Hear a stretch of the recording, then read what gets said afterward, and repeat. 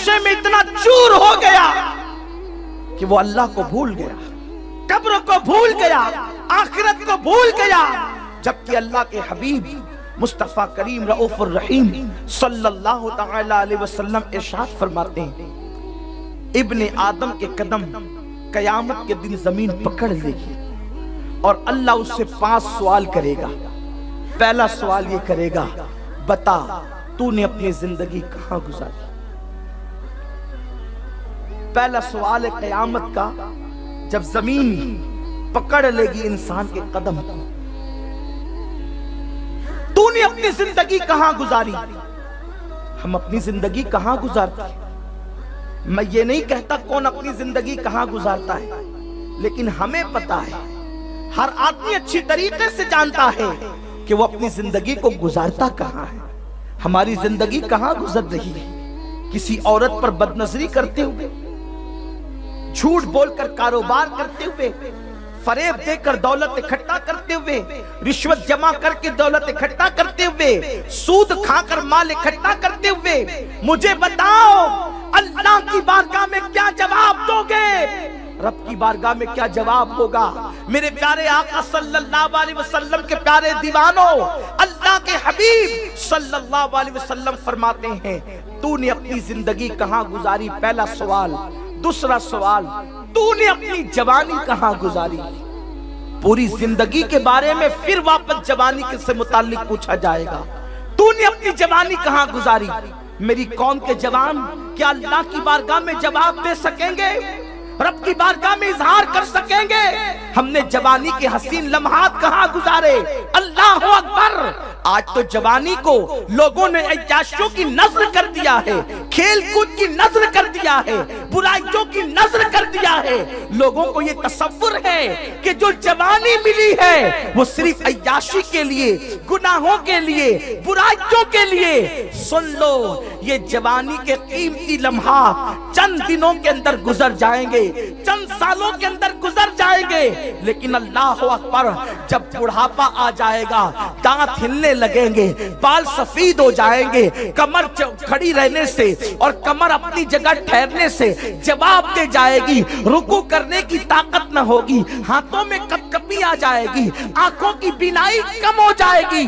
उस वक्त तुम इबादत के प्लान बनाओगे, लेकिन तुम्हें इबादत का मौका नहीं मिलेगा। अल्लाह के बंदे सुन ले, अल्लाह ने आज तुझे वक्त दिया है, आज अल्लाह ने तुझे सेहत दी है, आज अल्लाह ने तुझे फरागत दी है। अल्लाह रब्बुल इज्जत की नेमतों का शुक्र कर, रब की इबादत कर। वक्त चला जाएगा, तू जवानी की हसीन रातों को आवाज देगा, लेकिन जवानी की हसीन रातें लौट करके कभी नहीं आएगी, इसलिए कि एक मर्तबा वक्त चला जाता है तो फिर दोबारा लौट करके नहीं आता। अल्लाह के प्यारे महबूब गैब दा नबी सल्लल्लाहु अलैहि वसल्लम फरमाते हैं, अल्लाह तुझसे पूछेगा तूने अपनी जवानी के लम्हात कहां गुजारे। बड़ी माजरत के साथ मेरी कौम के जो जवान अपनी रातों को ज़िना के अड्डों पर गुजारते हैं, क्या वो रब की बारगाह में इकबाल जुर्म कर सकेंगे? क्या वो रब की बारगाह में जवाब दे सकेंगे कि मौला हमने ज़िना के अड्डों पर अपनी रातों को गुजारा, हमने कानों के अंदर एयरफोन लगा करके गाने सुने, जुल्फ रुखसार की बातें सुनी। बताओ तो सही, कितना नादान है इंसान। जिंदगी पहली और आखिरी मर्तबा अल्लाह ने दिया, उसमें जवानी के कीमती लम्हात पहली और आखिरी मर्तबा अल्लाह ने दिया। इन कीमती लम्हात को हम कहां गवा रहे हैं? नुक्कड़ों पर बैठकर, मोबाइल में गेम खेलकर, व्हाट्सएप पर, फेसबुक पर ज़िना के मनाज़िर देखकर, फिल्में देखकर, दोस्तों की महफिल में। ऐ नादान इंसान, जरा सोच तो सही, अल्लाह वालों ने अपनी जिंदगी को कहां गुजारा और हम अपनी जिंदगी को कहां गुजार रहे हैं। हमारे लिए तो आज सब कुछ गुनाहों के अड्डे हो चुके। शराब के अड्डों को हम आबाद करें, जिना के अड्डों को हम आबाद करें, लेकिन तुझे खबर नहीं, ये पहली और आखिरी मर्तबा दी जाने वाली जिंदगी जो तेजी के साथ बर्फ की तरह पिघल रही है, अल्लाह तेरी इस जवानी के मुतालिक तुझसे सवाल करेगा। और ये तेरी चर चर चलने वाली जबान जो आज तू सबको लाजवाब कर देता है, इस जबान पर मेरा अल्लाह मोहर लगा देगा। मेरा करीम फरमाता है व तुकल्लिमुना ऐदीहिम व तशहदु अर्जुलुहुम बिमा कानू यक्सिबून। तुम्हारे मुंह पर मोहर लगेगी और तुम्हारे आज़ा अल्लाह की बारगाह में कलाम करेंगे। जिस्म का बाल बाल बोड़ पड़ेगा, आंखें बोलेगी अल्लाह इसने किसी को देखकर आंखों का जिना किया था, हाथ कहेंगे अल्लाह मुझसे फला काम किया था, पैर कहेंगे अल्लाह मुझसे चल करके फला जगह पर गया था।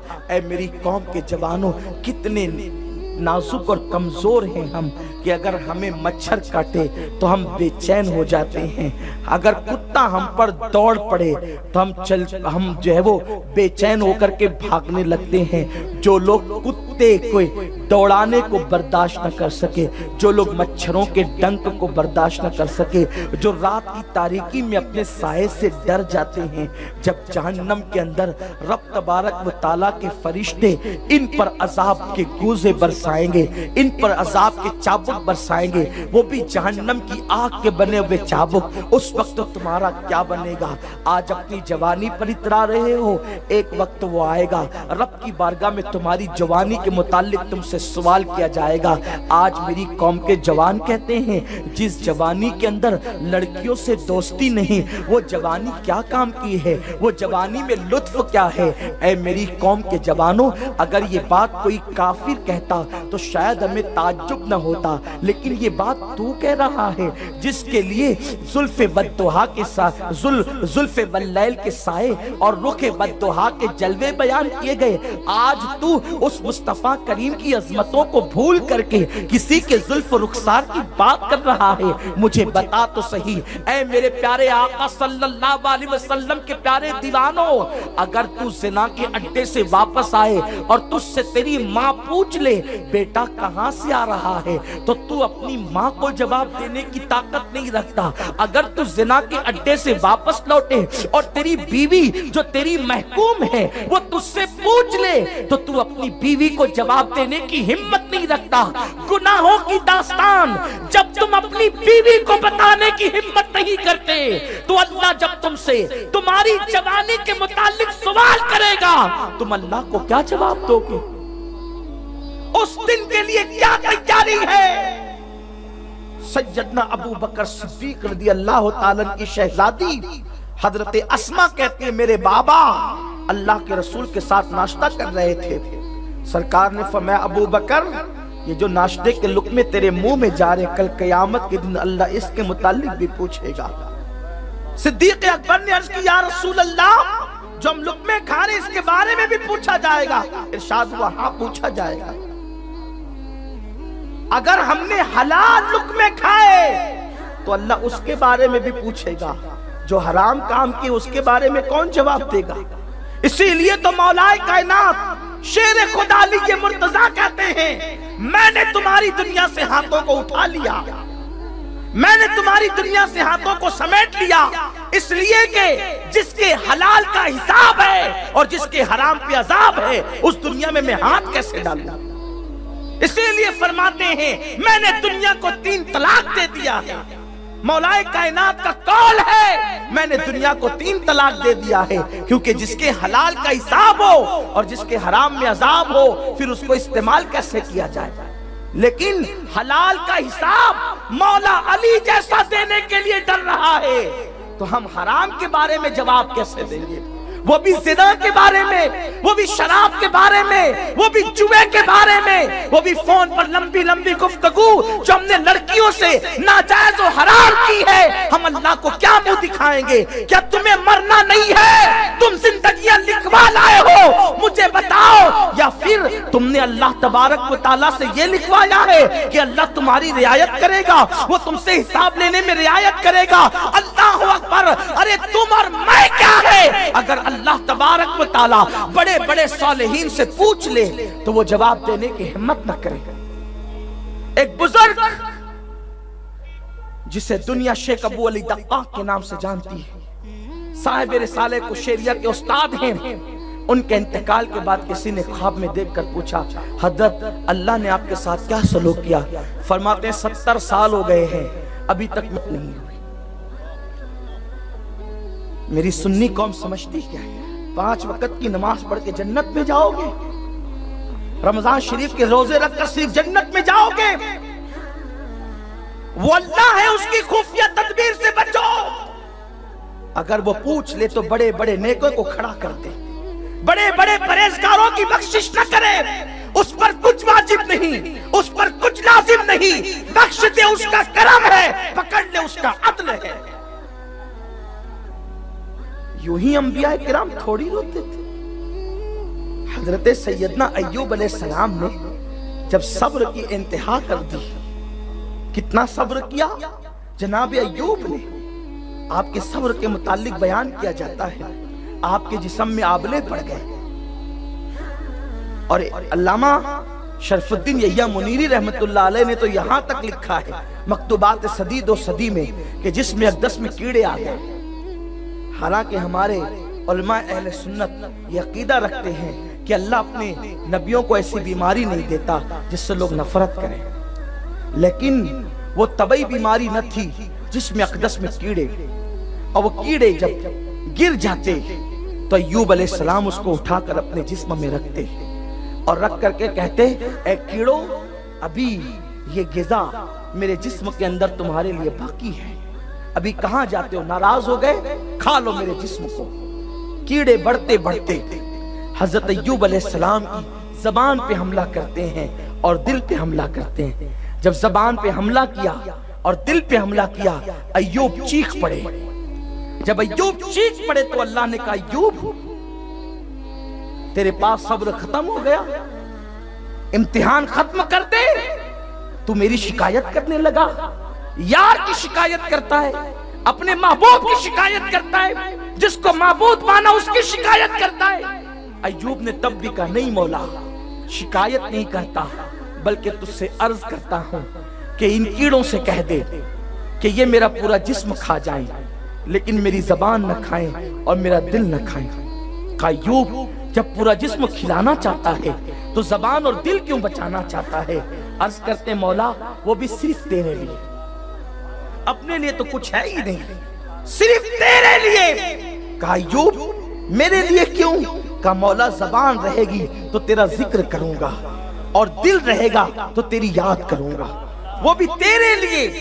अय्यूब की इस अदा पे प्यार आया, इम्तिहान खत्म कर दिया, अय्यूब को शिफा दे दी, जमीन पे पैर मारा, पानी का चश्मा निकला, गुस्ल किया और हुस्न मिल गया और जमाल मिल गया।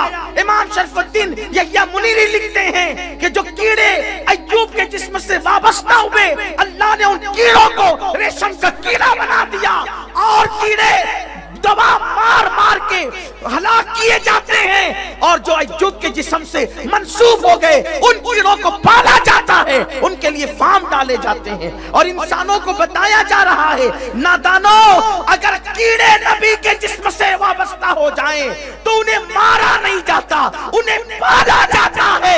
अगर इंसान नबी के कदमों में आ जाए तो लोग इन्हें कैसे मारेंगे?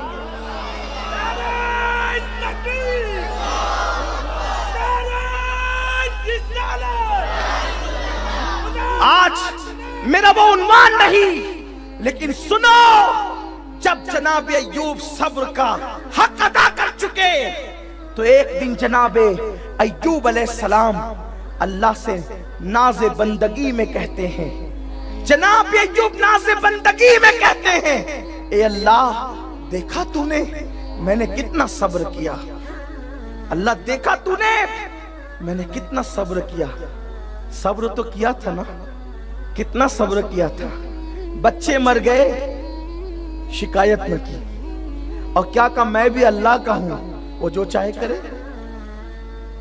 मवेशी मर गए, महल गिर गया, मैं भी अल्लाह का हूं, कितना सब्र किया। जिस्म में आबले पड़ गए, सब्र किया। लुकमे लुकमे को वो अय्यूब जो सबको खिलाते थे, अब वो अय्यूब के पास एक लुकमा न रहा, सब्र किया।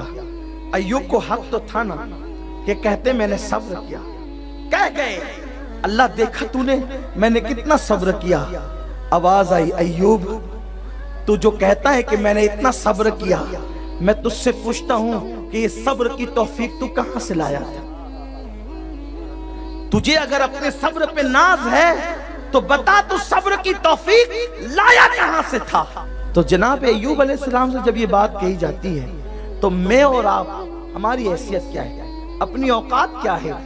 उसके बाद आप देखें हजरत सैयदना दाऊद अलैहिस्सलाम अल्लाह की खशियत और खौफ से इतना रोए कि हजरत सैयदना दाऊद अलैहिस्सलाम की आंखों से जो आंसू निकले, उन आंसुओं से वो जमीन पर जो आंसू गिरे थे उससे सब्जा उग गया, सब्जा जो है वो उससे उग गया, घास उग गई। तो हजरत दाऊद अलैहिस्सलाम ने अल्लाह से अर्ज किया, अल्लाह देख मैं तेरे लिए कितना रोया। इरशाद हुआ, अय्यूब दाऊद तुझे अपना रोना याद है और तुझे मेरी नेमत याद नहीं। ये नबियों से कहा जा रहा है, वो बेनियाज है, वो शान वाला रब है। आपको नहीं पता मेरे प्यारे आका अलैहिस्सलाम के प्यारे दीवानों, हजरत सैयदना मालिक इब्ने दीनार कहते हैं पापियों से पूछेगा कि तुमने गुनाह क्यों किया, और नेकोकारों से पूछेगा मैंने जो नेकियों की तौफीक दी थी तुमने उस पर शुक्र अदा क्यों ना किया। फरमाते हैं जिनको नेकियों की तौफीक दी, अगर वो लोग अंगारों पे सजदे करें और उनकी पेशानियां मिस्ले वरक के हो जाए तो भी वो लोग अल्लाह रब्बुल इज्जत का शुक्र अदा करने का हक अदा नहीं कर सकते। आप मुझे बताएं, तो शेख अबू अली दक्काक जो इमाम कुशैरी जैसे सूफिया के उस्ताद हैं, फरमाते हैं 70 साल हो गए मैं खड़ा हूं। कहा क्यों? कहा एक गुनाह हुआ था, तवज्जो फरमाएं मेरी कौम के जवान, तवज्जो फरमाएं। आप ये समझते हैं हम गुनाह करते रहे फिर पंज वक्ता भी पढ़ते रहे? ये पंज वक्ता तो गुलामी की एक तमहीद हुआ करती है। नमाजें जो है अलामत है गुलामी की, बंदगी की अलामत है, वरना वो चाहे कबूल करे चाहे रद्द करे। हम तो हाल ये अपना कि हमने तो इबादत को तिजारत बनाया। मेरे प्यारे आका अलैहिस्सलाम के प्यारे दीवानों, शेख फरमाते 70 साल हुए अभी तक मगफिरत नहीं हुई और एक गुनाह पर पकड़ हो गई। पूछा गया वो कौन सा गुनाह? फरमाते हैं बचपन में मदरसा जा रहा था, छोटी सी उम्र थी, इब्तिदाई जवानी की तरफ कदम बढ़ रहे थे। जवानी दीवानी लाउबाली होती है। मदरसा जाते हुए एक खूबसूरत लड़का दिखा, उस लड़के को देखकर एक गलत सा ख्याल जहन में आ गया। सिर्फ ख्याल जहन में आया, लड़के को देखकर एक ख्याल जहन में आया, बस उसी ख्याल पे पकड़ हुई है और अभी तक मेरी मगफिरत नहीं हुई। 70 साल हो गए मौत को। आपसे पूछना चाहता हूं, अगर लड़के को देखकर गलत ख्याल आ जाए तो सारी जिंदगी इबादतें किए, इमाम कुशैरी जैसों के उस्ताद है, सूफिया हैं, सूफिया के सरदार हैं, उसके बावजूद भी 70 साल हुए। इमाम इब्नुल जौजी ने इसको नकल किया है, कहते हैं उसी एक गुनाह पर पकड़ हुई है, अभी तक मगफिरत नहीं होती। एक खूबसूरत जवान को देखकर एक ख्याल ही आ गया था। आप मुझे बताएं, इतना बड़ा बुजुर्ग कहलाने वाला, इतनी इबादतें करने वाला एक जवान को देखकर बचपने में, जवानी में नहीं, शऊर की उम्र को नहीं, क्योंकि जिनके रुतबे हैं सिवा, उनको सिवा मुश्किल है। अगर कोई ये सोचे ना कि ऐसे लोगों की पकड़ हो जाती है, वो पकड़ होना ही इस बात की जमानत है, इस बात की अलामत है कि वो अल्लाह के महबूब और मकबूल है। क्यों? इसलिए कि पड़ोसी का बच्चा और अपना बच्चा जब आपस में लड़ते हैं तो होशियार आदमी की निशानी ये है, वो अपने बच्चे को तमाचा लगा के कहता है घर में चल, ताकि पता चले ये अपना है। तो छोटी छोटी गलतियों पे जिनकी पकड़ की जाती है उनको बताया जाता है ये अपने हैं, इसलिए इनकी अजमतें बताई जा रही हैं, वरना इससे कोई गलत मफहूम न ले। यहाँ तो करोड़ों गुनाह फिर भी पकड़ नहीं होती। क्यों? ढील दी जा रही है ताकि गुनाह पे गुनाह करते जाओ, जहन्नम का ईंधन बनाएंगे, लेकिन वहां छोटी सी खता पर भी पकड़ हो जाती। कैसे? आईना देखकर कहते हैं कि मेरा हुस्न तो पूरी कायनात की नेमतों से बढ़कर है, बस इसी पे पकड़ होती है और फिर कुएं में डाल दिए जाते हैं और उसके बाद खोटे सिक्कों पे बेच दिए जाते हैं। फिर उसके बाद 20 साल तक के कैद किए जाते हैं, उससे पहले इल्जाम लगाए जाते हैं। लेकिन जब एहसास होता है हमने जो सोचा था वो अपनी शान के मुताबिक न था, शान नबूवत, शान रिसालत, शान महबूबियत